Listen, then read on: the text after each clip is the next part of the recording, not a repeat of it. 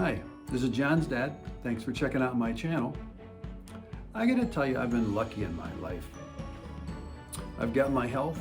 Most of my parts are original equipment. My family is healthy, and you know, you really can't ask for much more than that. Through the years, I've visited 30 countries almost, and I get to meet the people there. I've got friends on every continent except for Antarctica, and that's because he came home.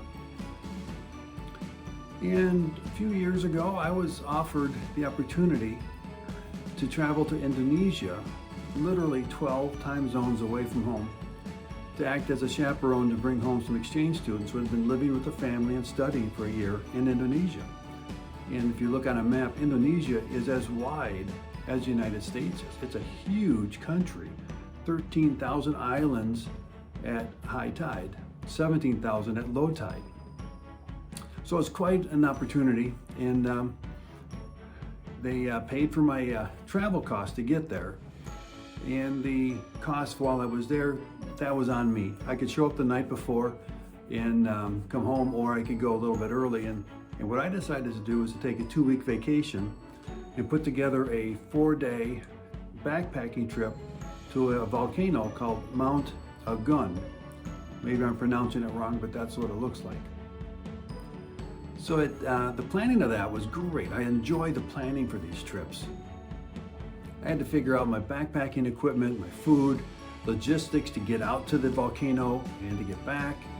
All of those things that are normally taken care of if you're going domestically in whatever country is your home country. It's actually pretty easy. You jump on a train, you drive your car, have a friend drop you off. But all the way over in Indonesia, it was quite a challenge to figure out all those details. Problem was that a few days before I left the States, that volcano erupted. Everything got canceled. All of that work was down the drain, and I had to scramble and find an alternative. And what I found was just a simple day hike to Mount Batur. And both of these volcanoes are on the island of Bali in Indonesia. So for the most part, I could keep my plans. I just had a few more days of free time where I wouldn't actually be backpacking. Actually kind of disappointed. I was looking forward to that. So my only requirements for to get this trip were to show up at Jakarta the day before the exchange students were coming home, fly with them from Jakarta to Hong Kong to LAX to New York, hand them over to the contact in New York, and then fly home.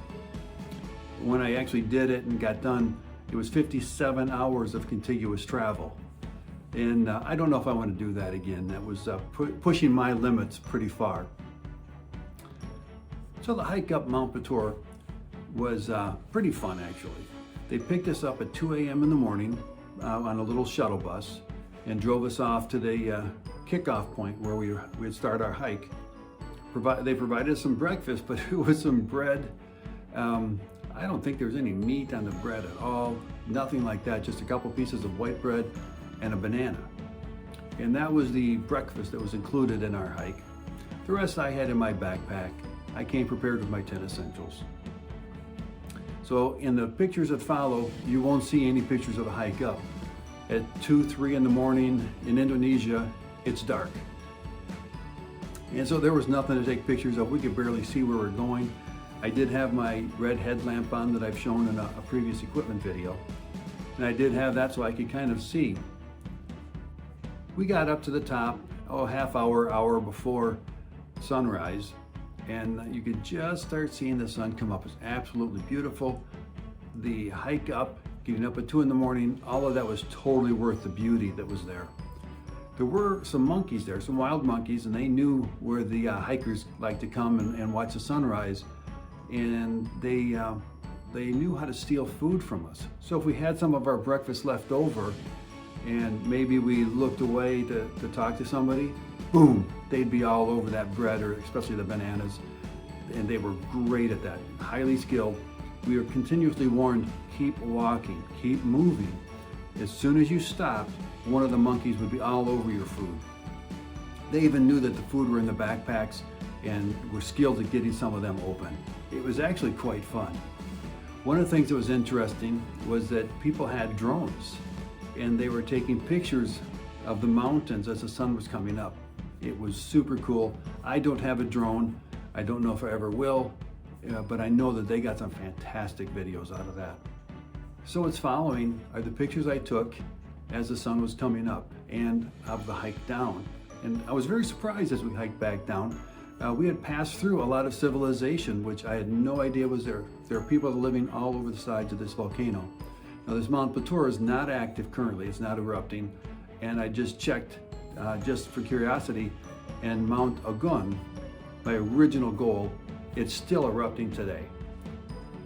So the fact that that was canceled was a good idea, and I did get some wonderful pictures and a great experience out of Mount Batur.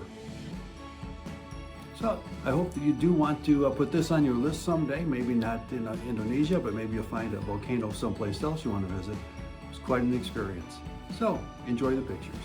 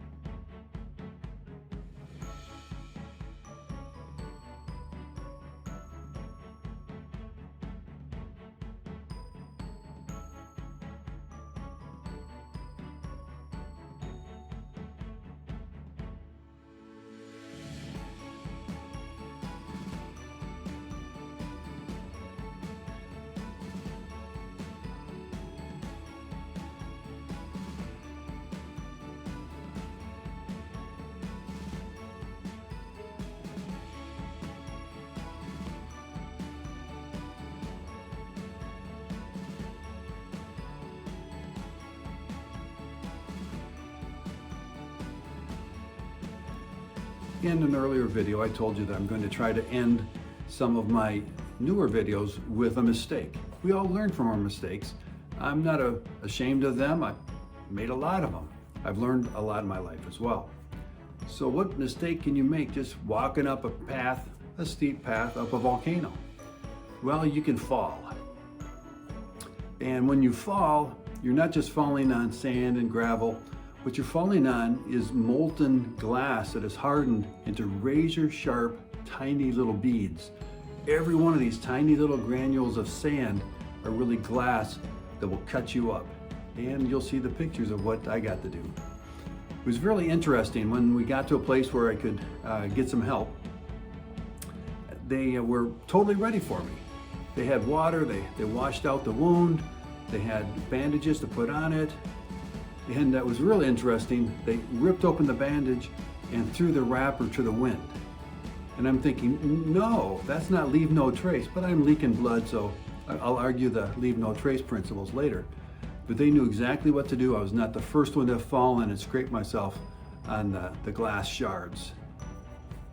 It also turns out that if you fall on your hiking pole, it'll break. And so I ended up carrying a broken hiking pole then for the rest of the trip.